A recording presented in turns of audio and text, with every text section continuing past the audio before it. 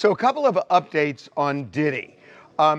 We have not fully confirmed this. We are hearing that Diddy is enrolled in a domestic violence and a drug treatment program, two separate ones, while behind bars. The courtroom fell into a silence so thick it felt suffocating.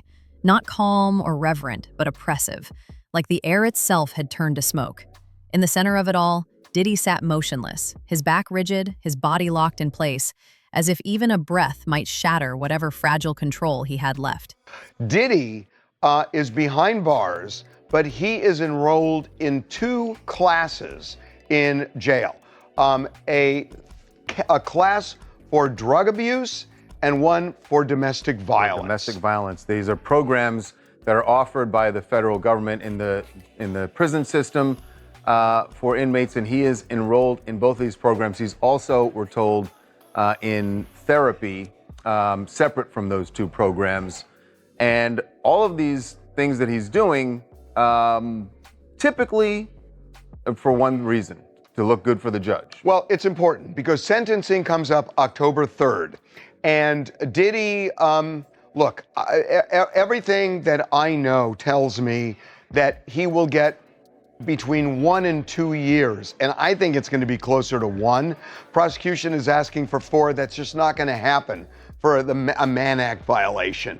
So if that's right, look, he wants to get the lowest he can get. And I think it's going to be between that 1 and 2 range. To get the 1, I think he's got to show the judge that he is taking his misdeeds seriously. Right. And by the way, we know that even when the judge said that he was not going to let him out on bail pending sentencing, one of the things he mentioned was his violence. We've seen his violence. Exactly. So he knows that this is an issue for the judge. And the defense conceded it. Right. So that's something he definitely has to address. And that's what he's doing with this program. I mean, Charles, he doesn't have to address it, but he is addressing it. And, this might help him with regards to his sentence. Maybe the judge might sentence him to lesser time because he's working on himself. But Jamie, you know what the complication here is that he's been found not guilty on the charges that relate to drug use and domestic violence. That there was no conviction using force, fraud, or coercion in these 3 ways, and drugs. The Cassie video was off the table. The only thing he's been convicted of is taking a prostitute across state lines for the purpose of prostitution.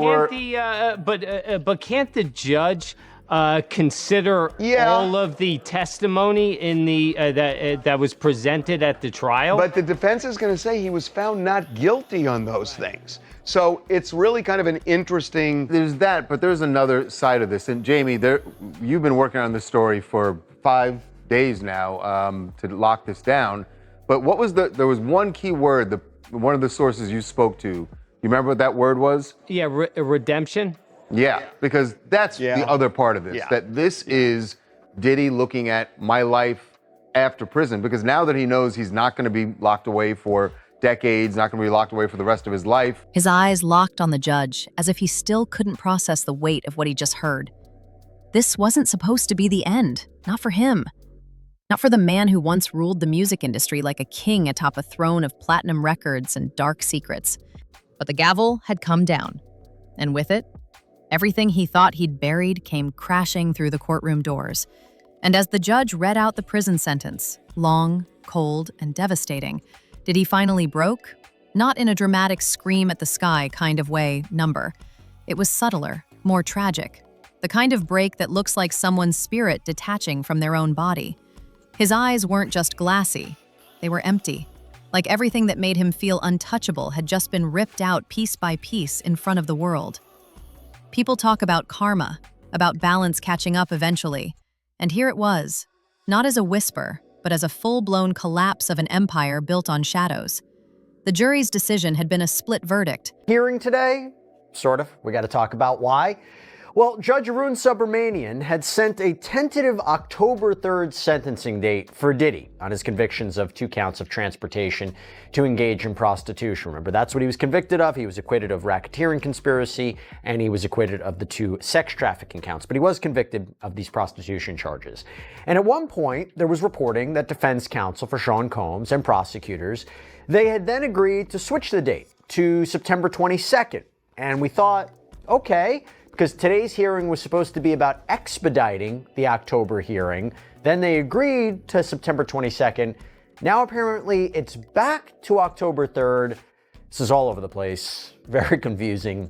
We'll get it straightened out.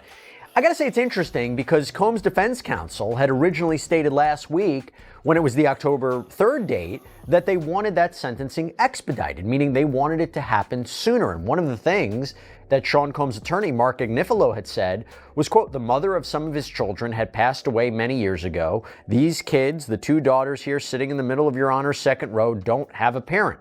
Obviously referring to the death of Kim Porter in 2018, mother of Christian, Jesse, Delilah, Quincy. And by the way, remember Sean Combs was denied bail, so it wasn't even like he got to go home after the verdict, but clearly they wanted this expedited. They want his sentencing to happen as quickly as possible. They want him out of jail. They want him out of prison as soon as possible. And also it's interesting because prosecutors, they need time for the pre-sentencing investigation and report. Basically, that's when a probation officer interviews the defendant, looks at the history, the background, childhood, education, employment, criminal history, finances, the mental and physical health of the defendant. There are interviews that are conducted with family and friends. The officer looks at various court and school records, employment records, financial records. The officer could speak to the victims in the case, law enforcement that were involved in the investigation, provide all of this information in a report to the judge, because here the judge is going to have a lot of discretion when it comes to the sentence. What could a sentence look like? Well, prosecutors indicated in a filing that before even doing a pre-sentencing investigation, Combs is looking at 51 to 63 months, a little over 4 to 5 years in prison. The defense seems to be pushing for 21 to 27 months, so a little over 1.5 to 2 years. But remember, Combs has been sitting in federal lockup since September at the MDC, so if he gets time served, he really wouldn't be spending that much time behind bars. Now, of course, there are the extremes. When you talk about transportation to engage in prostitution, the maximum for each count is 10 years in prison. You stack them together, you get 20 years. Okay, based upon the facts in this case, it seems highly unlikely he would get that much.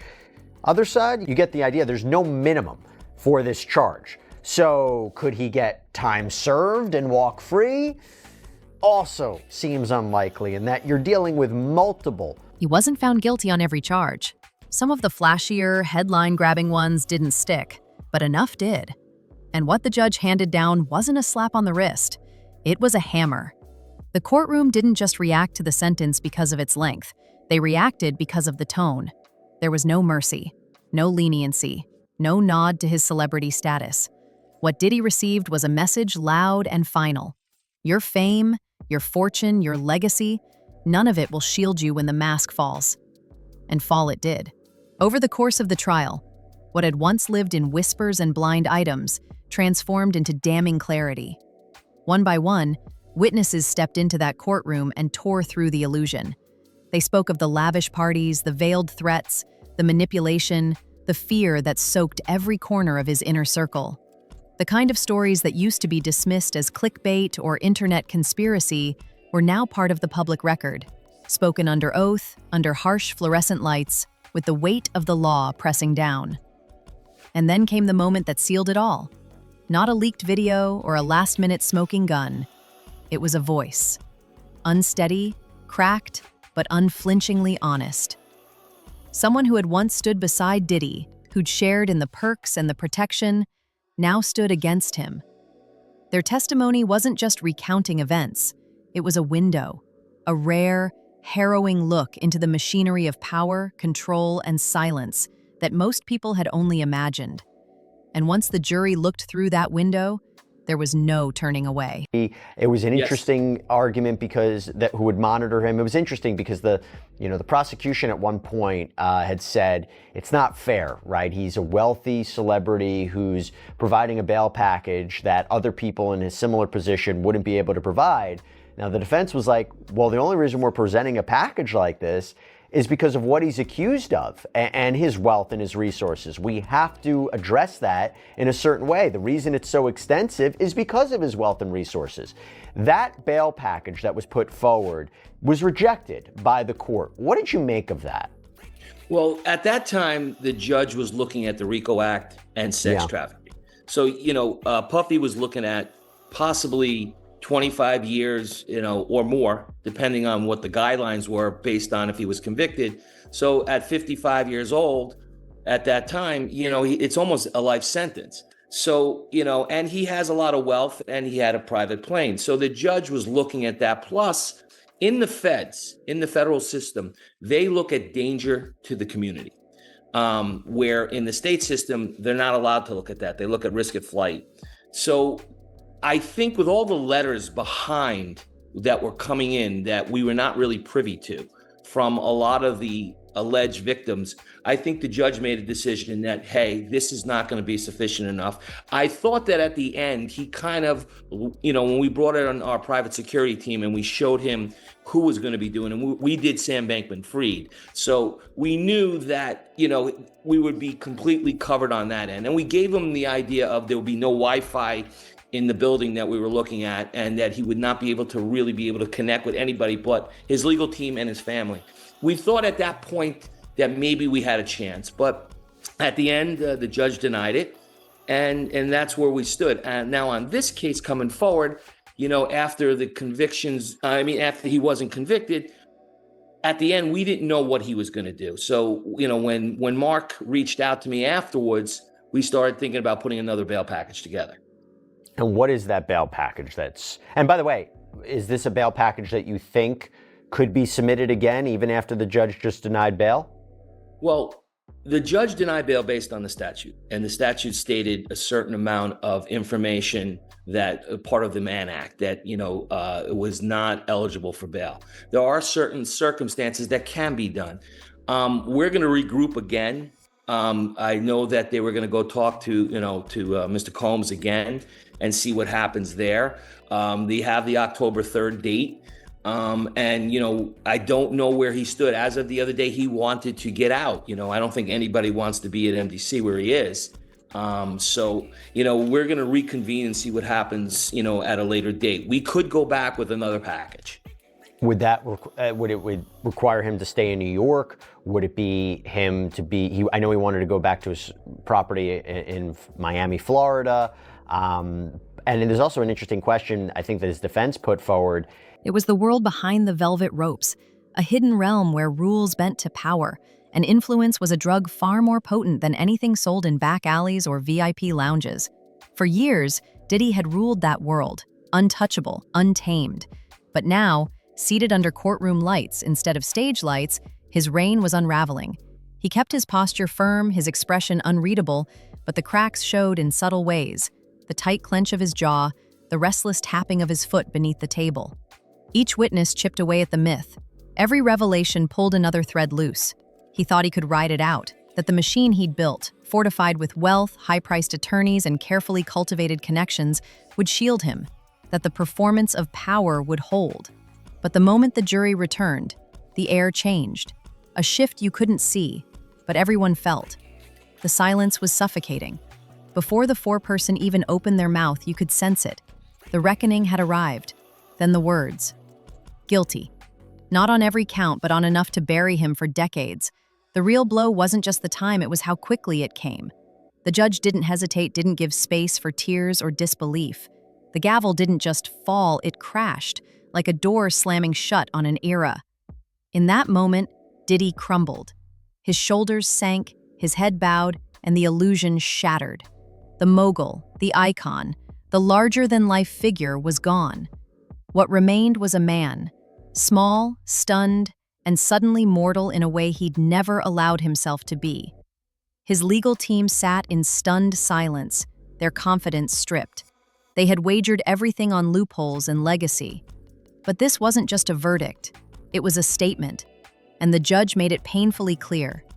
Your power doesn't excuse your past. Your influence doesn't erase your actions. He was the IMF, president, and nobody knew if he was on his way going back to Greece to lend him X amount of money to get him out of trouble. Yet we had to find him an apartment in the city. We had to get him private security. I was dealing with his ex-wife now, coming in and giving me what I need to put a $5 million bail together.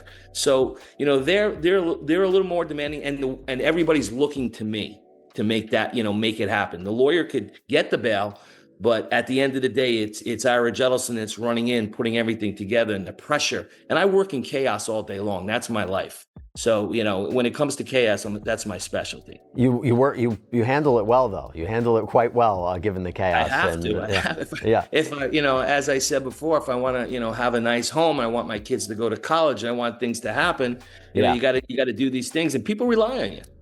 Absolutely. And I think there's something to be said here, and it's important that you said it. Your reputation's on the line. So the idea of when we say, nebulous, how can we trust a private security team? I'm happy you clarified that. I want to get really practical here, realistically. Sean Combs is released on bail. Okay, let's say he's released, he's home confinement. What exactly is he allowed to do and not to do? Is he really, there's someone's going to be watching him 24/7. They're going to make sure he has no iPad, no iPhone. Can he give directions to people like associates or other people that are involved? I mean, the concern, of course, is that even if he's out and he's around people, he can still shake things up a little bit. He can still get messages out. I guess the question is, what does it realistically look like for him? Does he sit in a room? Does he only confined to certain rooms day in and day out? Is he constantly watched on tape and all of his electronic devices are searched on him constantly? I mean, what does it look like? Well, again, it's really up to the restrictions of the court. Sure. I have people out right now that are on ankle bracelets. And, they can't go, 400 feet. They can go 800 feet. They can go, wherever, depending on what the restrictions are. In Puffy's case, the way we were putting it to the judge and to the Southern District was we were going to have a call log. So you could see who his calls were going to. We were going to try to take away his Wi-Fi in the building, which would have been a lot easy. We would have limited the people that would come see him. So at the end of the day, we had cameras inside the apartment that we were going to do, which our people were going to put up. And we were going to all let the government be able to get into that system to see who was coming in and out. Of course, there's privacy. So, we were going to make it very, very tight. Now, when you're incarcerated, and I have a lot of friends that I know that that are incarcerated. When people come to see you, if you want to pass a message, messages can get passed. We know that. So if he really wanted to do something incarcerated, he might be able to. If he really wanted to do something when he was out, he might be able to. I don't think that he would take a chance on something like that to risk what he's gone through over the last year. Again, opinion on my end, based on being 30 years in the industry, you just got possibly your life back. You were facing 30 years incarcerated possibly, and now you're going to take a chance on something like that. But again, no, I'm not in someone's brain. I can't determine how people think. There's a lot of people that feel they're above the law. So I don't know how Puffy thinks. Your fame didn't erase your actions. And this courtroom wasn't swayed by platinum records or industry pull. It was cold, exact, and final. A message sent not just to Diddy, but to everyone watching. No more special treatment, no more untouchables. The verdict hit like a lightning bolt. Social media lit up instantly, half the world in disbelief that justice had finally caught up. The other half, furious it hadn't gone far enough. Some mourned the fall of a cultural titan, clinging to nostalgia and memories. Others rejoiced, claiming it was long overdue, that the masks were off, the curtain pulled back, and the man behind the empire had finally been exposed. Celebrities danced around the moment. Cryptic Instagram stories, vague subtweets, silence where there had once been praise. But one voice pierced through the noise without saying a word. 50 Cent. Just hours after the sentencing, he posted a single image on Instagram, a throne shattered in pieces. No caption. He didn't need one. The message was clear. For years he'd whispered, warned, trolled, and teased. Now the proof stood in front of everyone, and he didn't have to say "I told you so." He'd already won. But while the internet raged, Diddy sat in stunned silence. The verdict still ringing in his ears, the words from the judge echoing louder than the applause or the outrage outside. Then came the moment that made it real. The bailiff stepped forward. No delay, no time for reflection, no grace period. He stood, or tried to, but his body was slow, as if weighed down by disbelief. This wasn't how it was supposed to go. There was no red carpet exit, no spin, no fixer waiting outside. The cuffs weren't symbolic anymore. They were real, cold, loud, final. As they locked around his wrists, he turned back, just for a moment. Instinct, maybe. Desperation, maybe. Hoping to find a familiar face, a sympathetic glance. But no one looked at him. Not his legal team, not the reporters, not the crowd that had once screamed his name. And then the door closed behind him. Not with drama, not with spectacle, just with silence. The kind that lingers. The kind that sticks. The kind that signals the beginning of something much darker. For Diddy, the empire was over. But the consequences were just getting started.